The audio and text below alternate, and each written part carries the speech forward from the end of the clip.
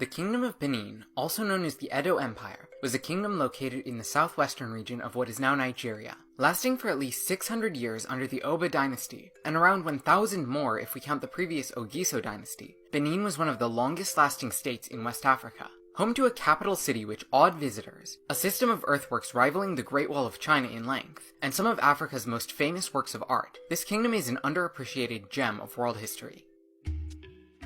This video is part of South of the Sahara, a collaboration between history YouTubers dedicated to highlighting the under-discussed history of sub-Saharan Africa. If this is your first introduction to the collaboration, be sure to check the description below for a link to the full playlist, where you'll find coverage of topics ranging from the Kingdom of Congo to the history of Judaism in Ethiopia.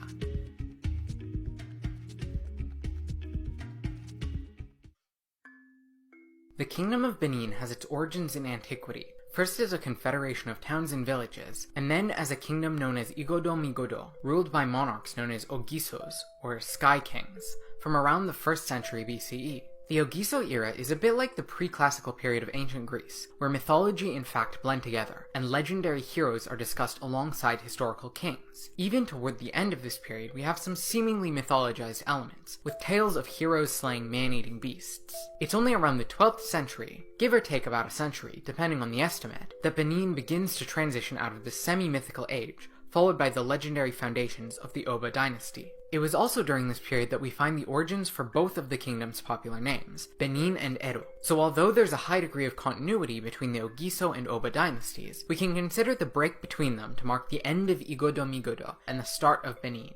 According to the founding legend of the Kingdom of Benin, the Ogiso dynasty ended with a poor king, Owodo, who was exiled after he killed a pregnant woman, a crime considered so dire as to negate royal authority.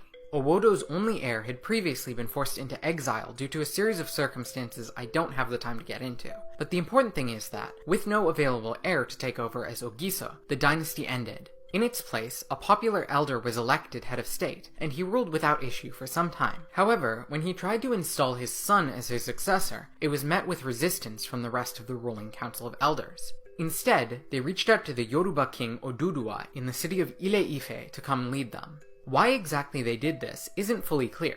According to some versions of the story, Oduduwa was actually the exiled son of Owodo, and he was approached to essentially restore the Ogiso dynasty. However, Yoruba accounts firmly disagree with the claim that Oduduwa, considered a founding father of the Yoruba people, was of non-Yoruba origin. Instead, they claim that Oduduwa was simply approached as a respected, militarily powerful ally of Igodo Migodo, who had defended them from invasion in the past. It might have been a situation a bit like the ascension of Riorik in the Kievan Rus, where a confederation of Slavic princedoms invited a foreign warrior to rule over them, knowing that internal rivalries would cause issues if they chose one of their own. In any case, Oduduwa refused the offer himself. Instead, he sent his youngest son, Orommiyan, in his place.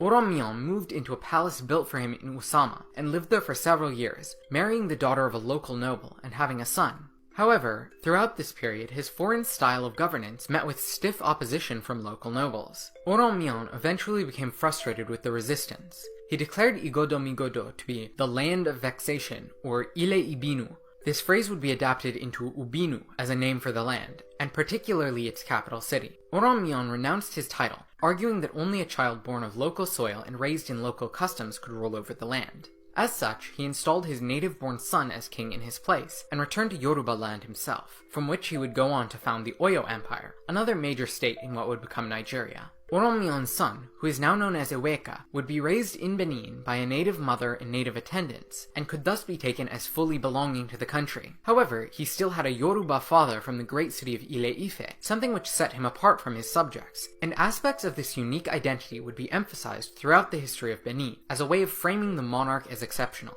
This would form the basis of Benin's dynastic myth, the story which justified the right of their monarchs to rule.